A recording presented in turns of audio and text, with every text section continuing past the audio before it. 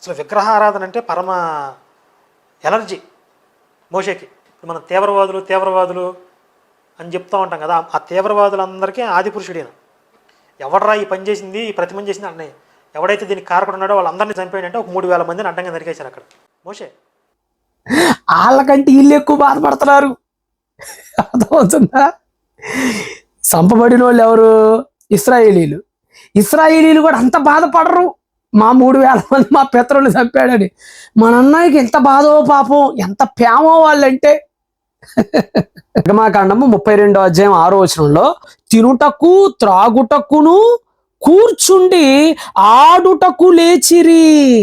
ఆడుటకు లేచిరి అంటే కోతి కొమ్మచ్చి, పిచ్చి బంతి, గిగ్గిపెట్టె కోడి కొంగ, వీరి గుమ్మడి పండు ఇవి అనుకున్నావా, లేదంటే ఒంగుళ్ళు దూకుళ్ళు అనుకున్నావా? ఆడటం అంటే అష్టాచమ్మ నీ నోట్లో నా గుమ్మ కాదన్నాయ్.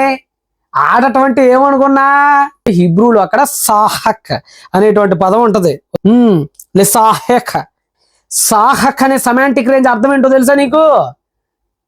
వాళ్ళు లైంగిక కార్యక్రమాల్లో ఉన్నారు అని అర్థం. శుభ్రంగా తిని శుభ్రంగా తాగి ఆ దూడ ముందు మరిచిపోయినటువంటి ఆ నీచాతి నీచులు బట్టలు ఒప్పటి తీసి ఒక్కళ్ళొకడు ఒంగుళ్ళు దూకుళ్ళు ఆడుతున్నారు అక్కడ. ఒంగుళ్ళు దూకుళ్ళు అంటే మన చిన్నప్పుడు ఆడిన ఒంగుళ్ళు దూకుళ్ళు కాదులే, ఇది వేరే ఒంగుళ్ళు దూకుళ్ళు, ఇది ఆడుతున్నారు అక్కడ. మరి మోసేని ఏం చేయమంట? గులాబీ పువ్వు చేతికిచ్చి గుడుంబ బతి గుడారంలోకి నెట్టమంటావా? మా అన్నయ్య అయితే అట్టానే చేసేవాడేమో మరి.